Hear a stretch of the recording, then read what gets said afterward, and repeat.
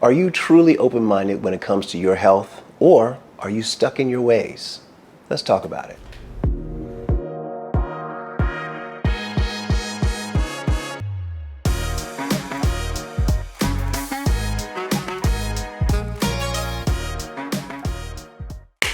Hi, my name is Jeffrey Blutson. I'm a doctor of dental surgery, and this channel is all about health and wellness for you to be healthy and wealthy.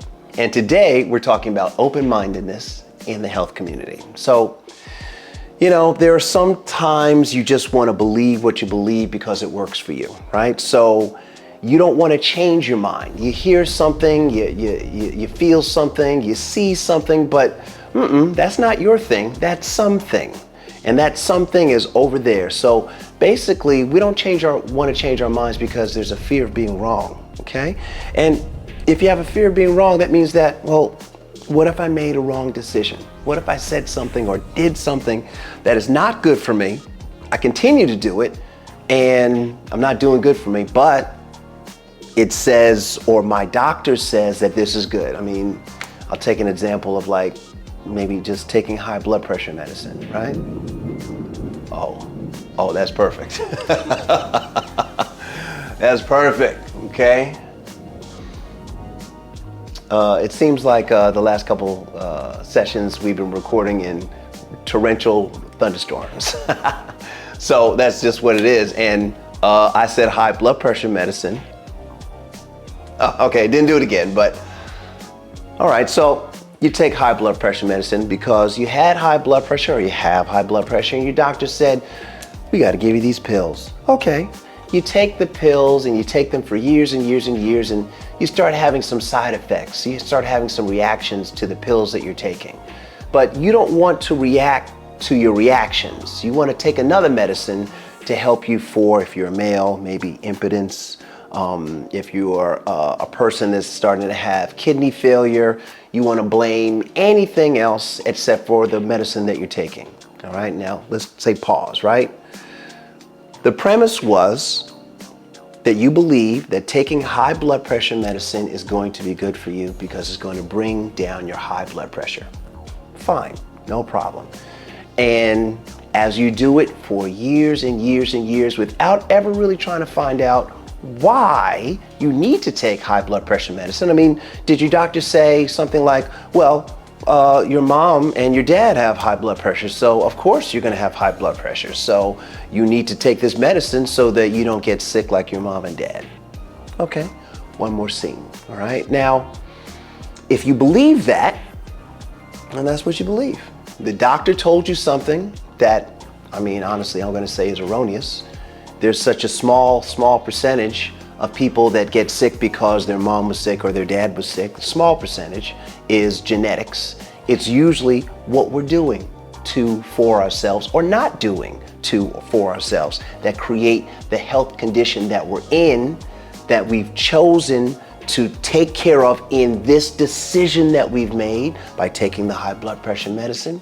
And now you're on it. And now it's causing problems, but you don't want to blame the medicine. You don't want to blame the doctor because you believe that this is what it is. And because you believe it, let's not change that because that would be scary, because that means that you may have done something to yourself and you were wrong, and then that takes a certain amount of responsibility. So the way we feel about health, I'm saying it's better to be open-minded. Even myself, I mean, I would like to think that food, sleep, exercise, detoxification, and mindfulness behavior is what a person needs to be responsible for their own health. Sure, I'd like to believe that. Maybe there's going to be a lab-grown meat that's going to be way better for my health than natural meat. And I'd have to be open-minded to this new information and this new product that is made, not grown, that is going to be better for me. And I'm just going to have to be, okay, well, lab-grown meat is good for me. And it goes against my beliefs, but it actually is good for me. Now that is just words right there. I don't think that lab-grown meat is going to be good for anybody, but just know that it's going to be on your grocery shelves soon. It's going to be on your plate at some point soon. and you're going to have to accept or reject it based on what you believe. I mean, one of my beliefs is that the blood type diet is a real thing to hook us up with the food part of my food, sleep, exercise, detoxification, mindfulness behavior. I mean, I believe that the blood type diet is what everyone could use for themselves in order to choose what foods they should or shouldn't be eating.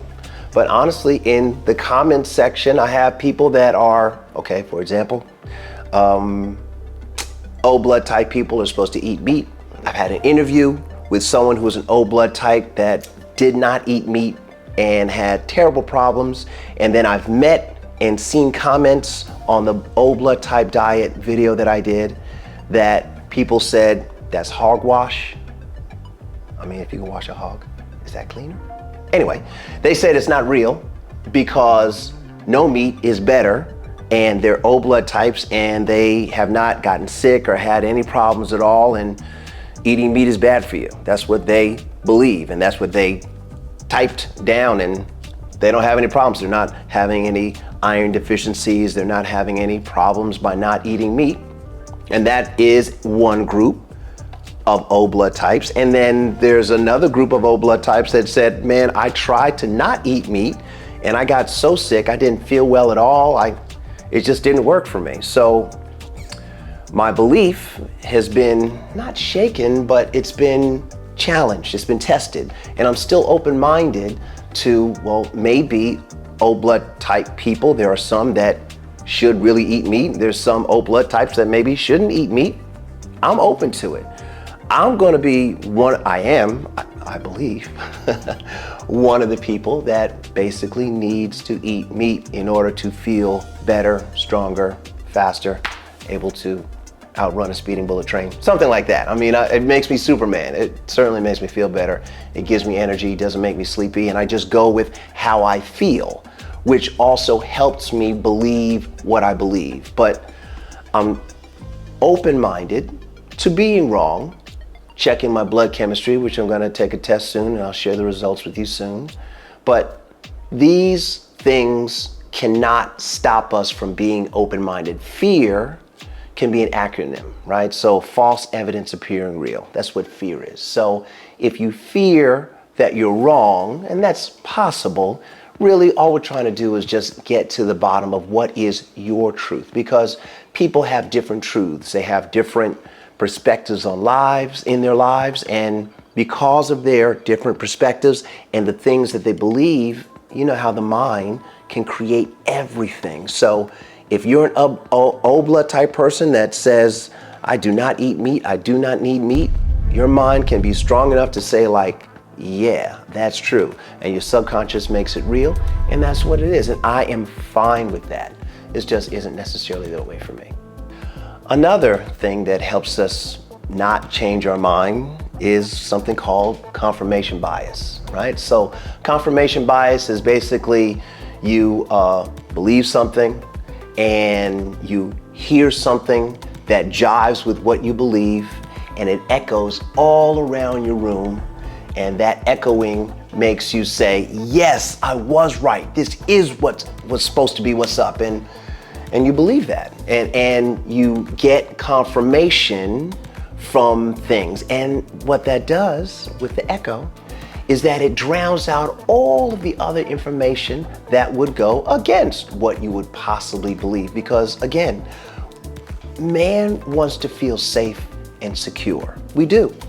And when it comes to our health, there are just so many things that we're told now, that are on the internet now, that, man, I mean, can you believe it or not believe it? I mean, it's like Ripley's Believe It or Not, because there's so much information that is just opposed to each other, and they don't agree at all. I mean, I did a video on a vegan, I did a vegan confirmation, a vegan video, and how the vegans feel, how they feel, and their dogma is that meat is murder and you should not eat meat at all.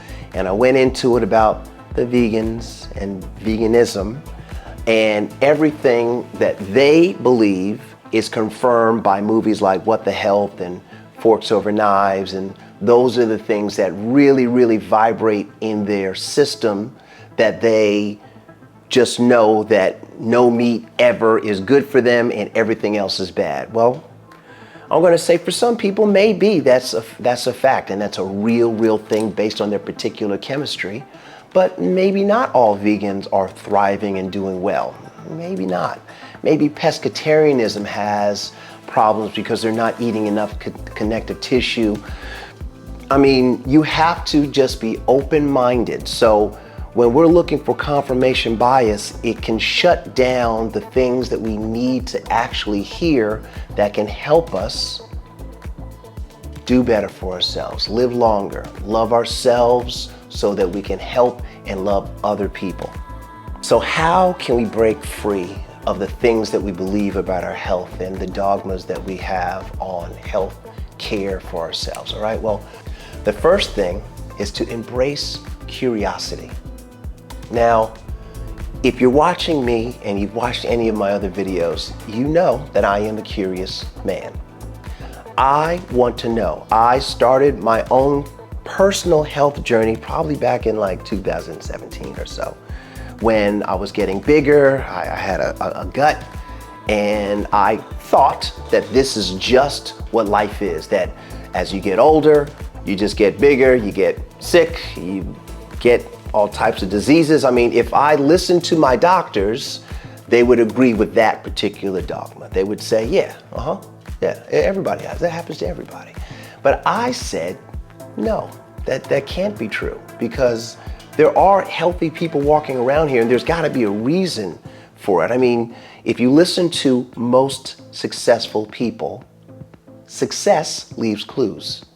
So you have to know what you need to find. You have to be open-minded, and you have to let evidence come to you, and just be open-minded to accept what that evidence says. It could be something that you jive with. It could be something that you absolutely disagree with, but certainly you should give it a shot. You should give it a try, because that will basically encourage your open-mindedness, and it would feed your curiosity. Another thing that you can do is seek reliable sources. Now, it is, again, a lot of people on the internet saying a bunch of things, and I'm now one of them. I've joined everybody, right? So I'm saying seek reliable sources. Who is someone that you feel that you can trust?